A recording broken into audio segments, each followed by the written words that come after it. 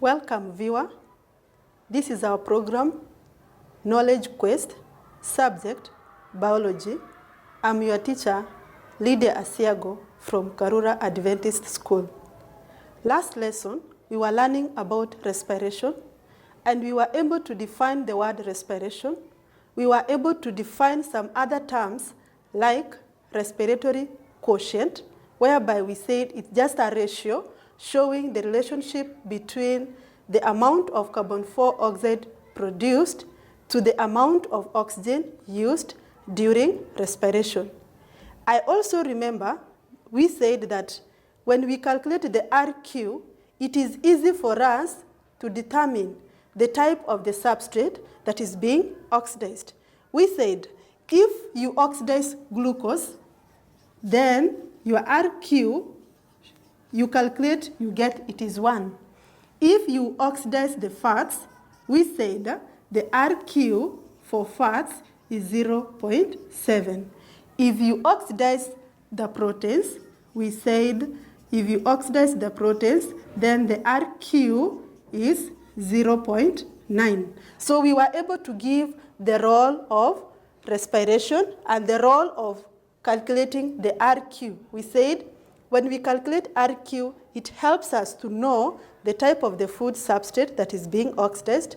And number 2, we said RQ will help you determine the type of respiration taking place, if it is either aerobic respiration or anaerobic respiration. Now, we want to proceed to today's lesson. We want to look at the difference between aerobic respiration and anaerobic respiration. Now, of course, we were able to define aerobic respiration. So we have aerobic respiration, and we also have anaerobic respiration. Anaerobic respiration. So we want to see what are the differences between the two types of respiration. Of course, the first difference, we said that during aerobic respiration, oxygen is used. So we say oxygen is used during aerobic respiration.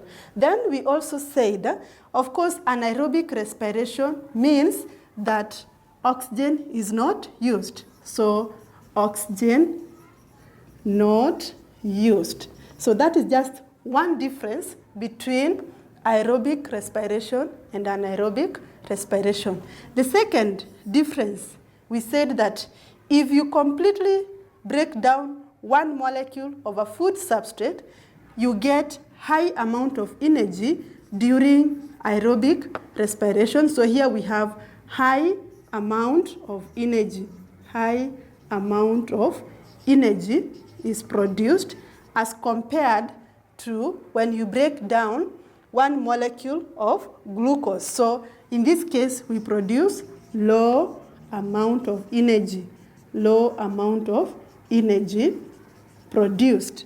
So that is just another difference between aerobic and anaerobic respiration. We are saying that, especially if you break down glucose, we say that if you break down one molecule of glucose, then you are going to get 17 kilojoules of energy. Then, of course, if you don't break it completely, of course, you expect to have low amount of energy. Then, when we talk about another difference between aerobic and anaerobic respiration, we realize that during aerobic respiration, we produce water So we say water is produced. Water is one of the substances that is produced. So we say water is produced during aerobic respiration. During anaerobic respiration, there is no water. There is no water produced. Here we don't have water being produced. Then the fourth difference that we can give between aerobic and anaerobic respiration, you realize that during aerobic respiration, the food substrate is completely oxidized. So the food substance, so there is complete, we say there is complete oxidation. There is complete oxidation of food into, we said there are three products when we have complete oxidation of food into, we have carbon 4 oxide, we have water, and we also have energy in form of ATP. So that is when you completely oxidize glucose. But on the other side, you realize that during anaerobic respiration, glucose or any food substrate is not completely broken down. And because of that, you get some other products. Like now, we say there is incomplete, so we say there is incomplete oxidation. We have incomplete oxidation of food substances. And because of this, the products that you form in plants, so like now you produce what? We have, so there is production of lactic acid. Lactic acid, this is in animals. Then we also have production of alcohol. So we are producing alcohol in plants. So you see the products that are formed are different when you compare aerobic respiration and anaerobic respiration. So those are just some of the differences we can give between aerobic and anaerobic. We have so many other differences. So you will find out which are the other differences between aerobic and anaerobic respiration. Now we want to move to our last part of respiration. Now when we have accumulation of alcohol, when there is anaerobic respiration, what happens? Alcohol is produced, and especially in plants. So when you have accumulation of alcohol, you form something else. It is very important that we mention that during anaerobic respiration, you realize that there is accumulation of alcohol. There is accumulation of alcohol, and because of that, we usually say what is happening is fermentation. We have fermentation. So when you talk about fermentation, it means there is a lot of alcohol that is being produced. And because of this, we want to see some of the applications of anaerobic respiration. So we want to mention few applications. Where can we apply the concept of fermentation? Where can we apply the concept of anaerobic respiration? So you want to see the applications of anaerobic respiration. Anaerobic respiration. I want to believe that you've come across this. We can apply anaerobic respiration in so many fields. Like now, if you go to the industries, in the bakery industry, what happens in the bakery industry? What happens in the bakery industry? There is the concept of anaerobic respiration. Now, you see when they are making bread, they add the yeast. What happens? Of course, we expect the yeast to undergo respiration. The yeast breaks down the sugars that is added during baking of bread. So what happens when the yeast breaks down the sugars? It produces carbon 4 oxide. And of course, that carbon 4 oxide is the one that makes the dough to swell, to raise up. So because of that, we say anaerobic respiration is very important. We can use it in bakery industry, that is in baking industry. Number 2, we can use anaerobic respiration in brewery industry. We can also use this one in production of fermented drinks. We have fermented drinks like yogurt. We can also have, so there are so many areas where we can apply anaerobic respiration. Products like yogurt, where do we get them from? It's all about fermentation. So we are going, you need to find out where else can we use this concept of anaerobic respiration. It is very crucial in our industry area, and that's why we need to learn more in anaerobic respiration. Of course, when we'll be learning another topic in classification, we'll still learn more on what happens during anaerobic respiration. For now, we want to see few examples. We want to see few examples of questions. You know, as a student, at times we learn to read, then we cram the textbook. But the concept is, when someone asks you a question, you must have had the knowledge, so you should be able to respond to the question based on what you've learned. Like now, if I give you such a setup, I'm going to draw a setup, and in this setup, I'm going to ask you some few questions just to test what have you learned. Is there any way that we can ask these questions? It's not always that we are going to ask what is respiration, what are the types of respiration. You know, we can also have application questions, but still testing the same idea of what we've learned. Assume I have seeds here. So these are seeds, and then I assume I do that setup. Then in this, the second setup, still the same, but now I'm going to have something that has happened. Then I have this one. And of course, what have I placed inside here? This is potassium hydroxide. Potassium hydroxide, I can use potassium hydroxide, I can use sodium hydroxide. So I'm using potassium hydroxide, or I can use sodium hydroxide. So this is a solution of potassium hydroxide. Then inside here, I have seeds. So these are germinating seeds. These are germinating seeds. Then, this is at the beginning of the experiment. So at the beginning. Then here, I have at the end. So at the end, something happens. Something happens here. Then I ask you, what is the aim of this setup? What is the aim of this setup? I have germinating seeds. I've placed them in this, let me call it a flask of that shape.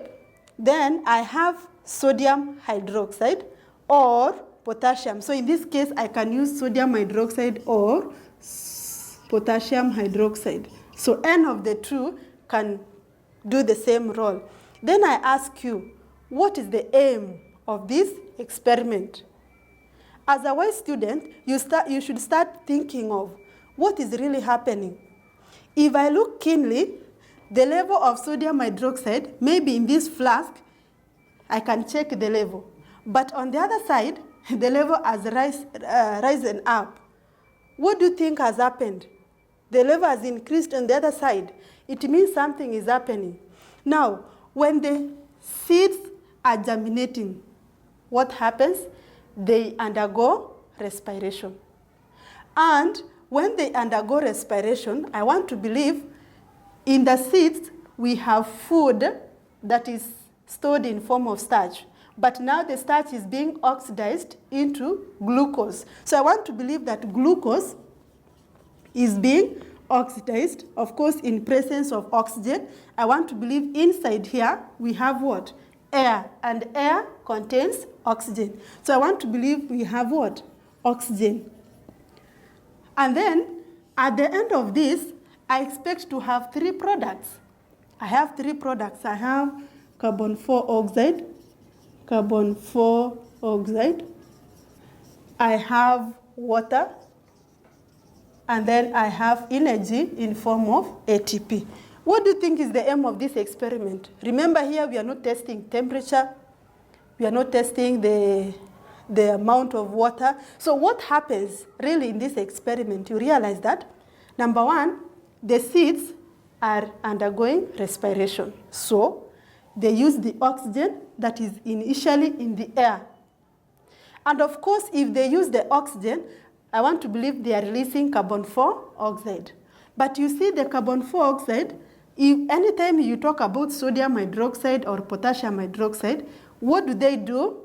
They absorb carbon 4 oxide. So what happens? So sodium hydroxide, the sodium hydroxide will do what? Will absorb, so this one absorbs the carbon 4 oxide.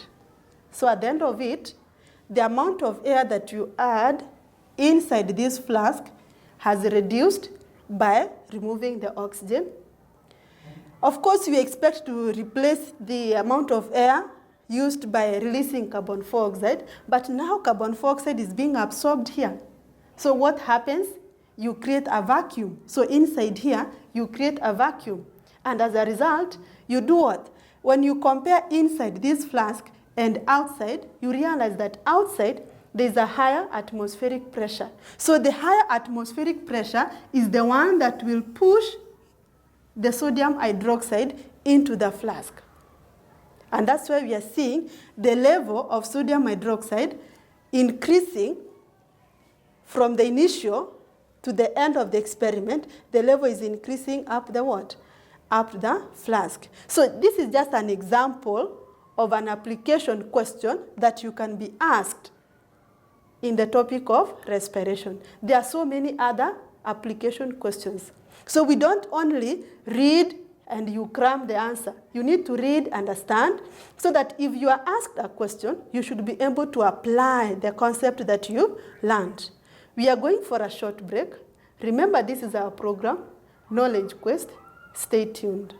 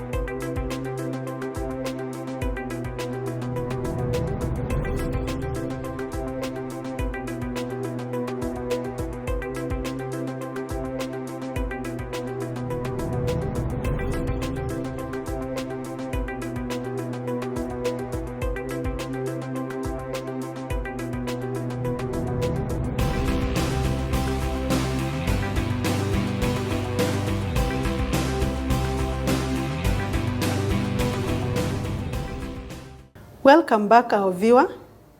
We were on the Knowledge Quest program. The subject is biology. We've been learning about respiration as one of the characteristics of living organisms. We want to move on to another characteristic that is very crucial in living organisms. And that characteristic is excretion.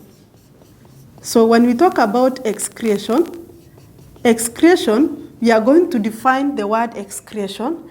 At the same time, we are going to combine it with another essential feature that we call homeostasis. So we are going to learn about excretion and homeostasis. That is the next topic we are going to learn in this series.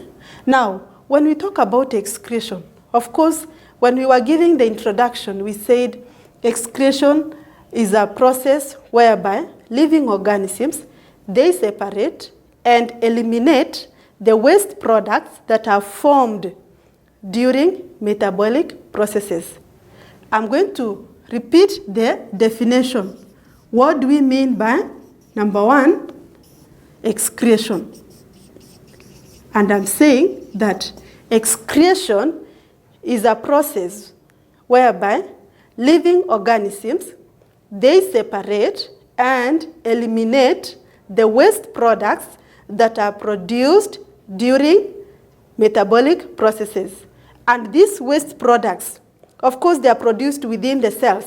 So we have to eliminate them outside from the body. Then we ask ourselves, when we talk about excretion, there are other terms that usually students confuse between excretion and those terms. So I'm going to write them. So when you talk about excretion, some students confuse secretion. So we have secretion. We also have another term we call egestion. And we also have another term we call ingestion. So these are just terms that we need to be keen when we define them. If I start with the first one, I've said excretion is the process whereby living organisms, they separate and eliminate the waste products that are formed from their metabolic processes. So they are eliminated from the body. That is excretion. When we talk about secretion, secretion is the release of useful substances from the body cells. An example of a useful substance that can be secreted by the body is mucus.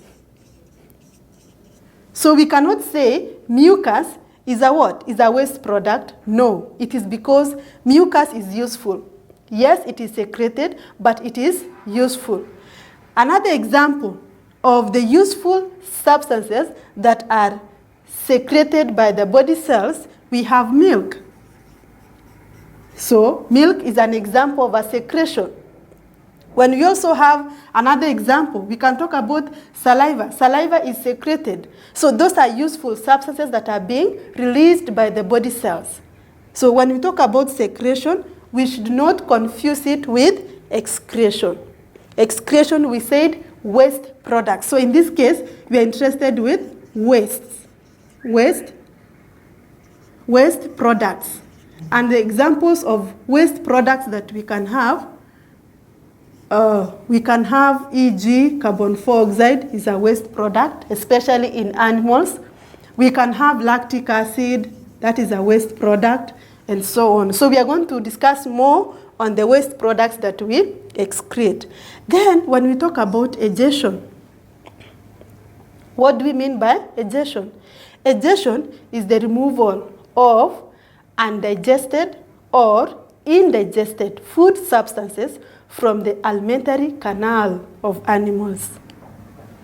Egestion is the removal of undigested or indigestible food substances from the alimentary canal of what? Of organisms. And then when we talk about ingestion, this is just introduction of food substances into our digestive system. So when you introduce food into your mouth, that is ingestion. So you can see these are terms that are related, but they totally mean different. They have different meanings.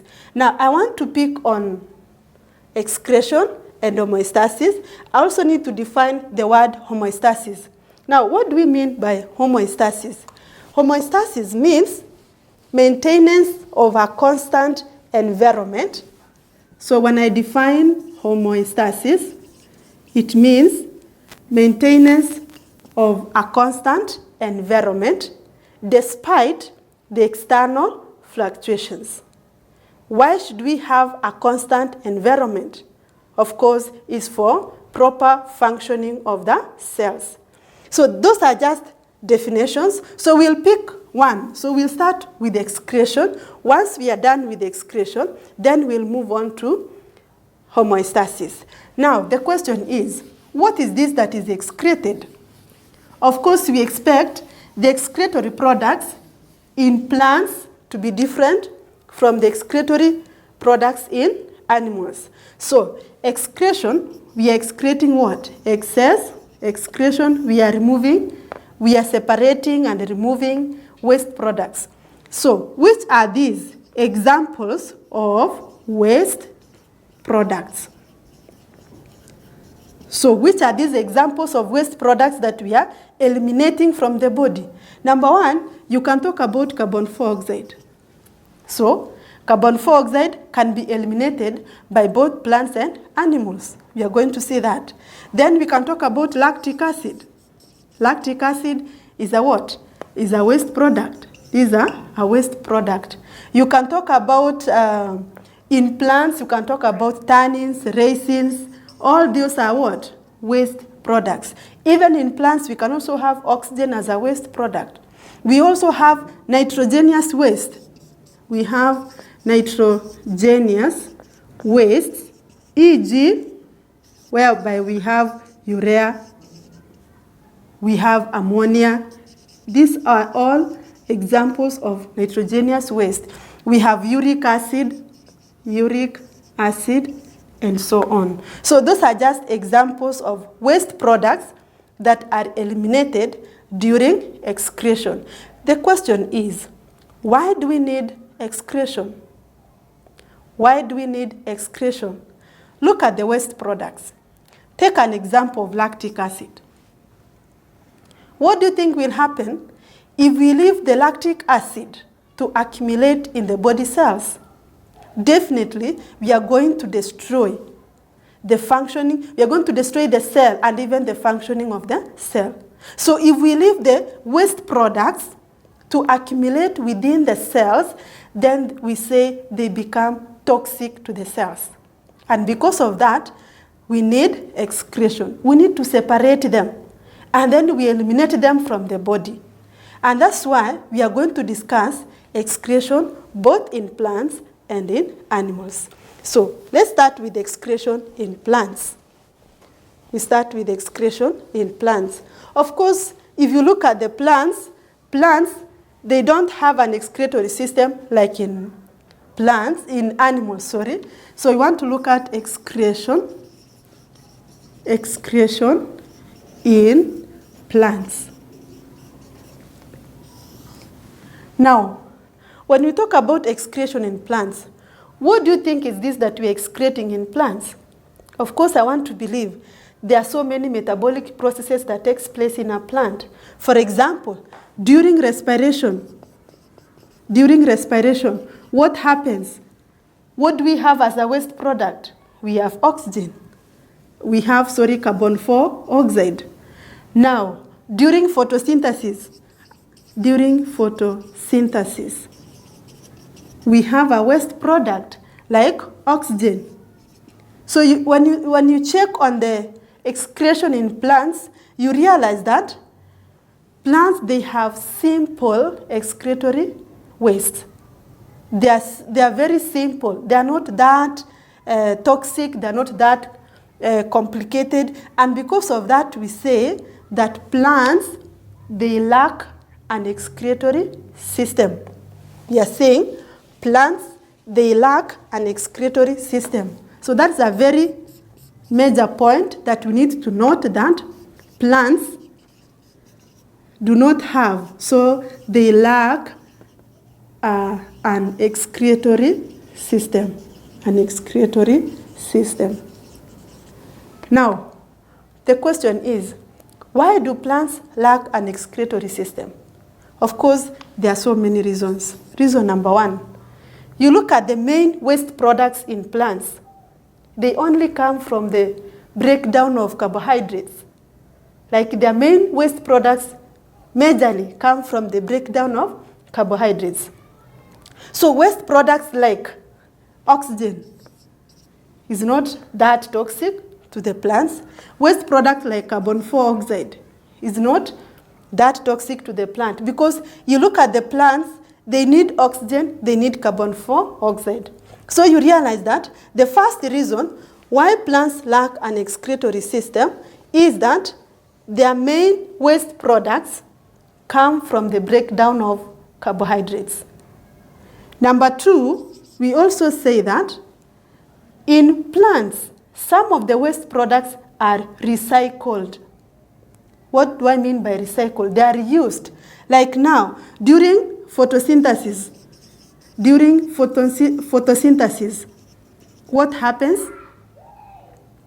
We have oxygen as a product, and in that case, it becomes a waste product. So we are producing oxygen.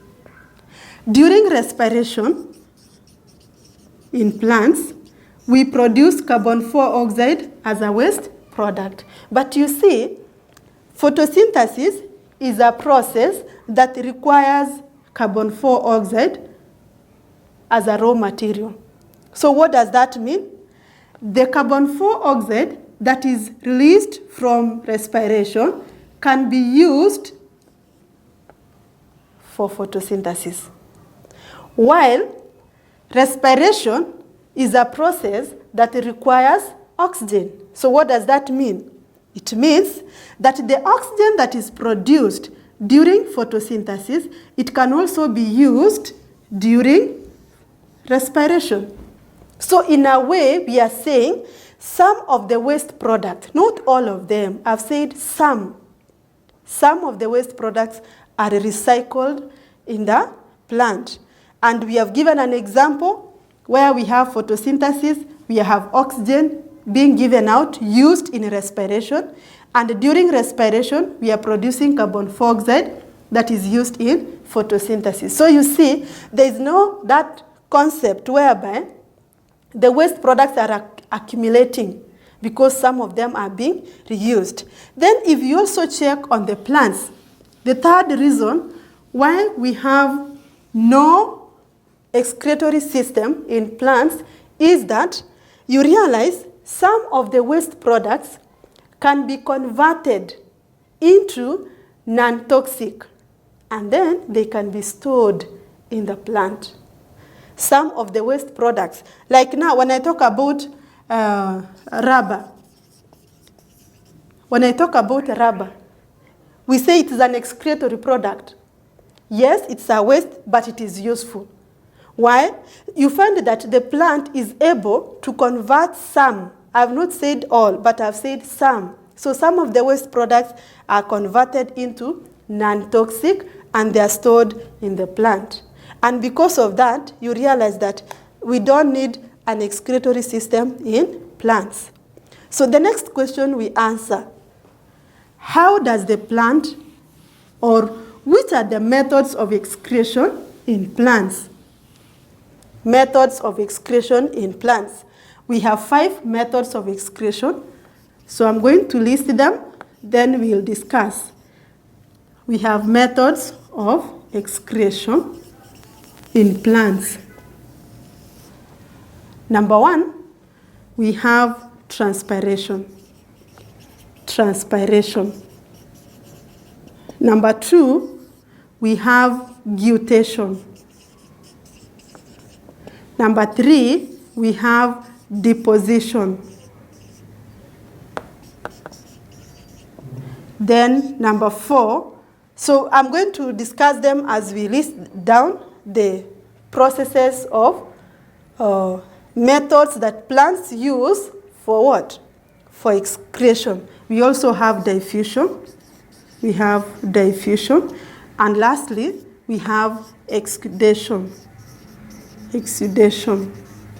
These are our 5 methods of excretion in plants, and we are going to discuss them in the next episode. Before we break, I'm giving you an assignment.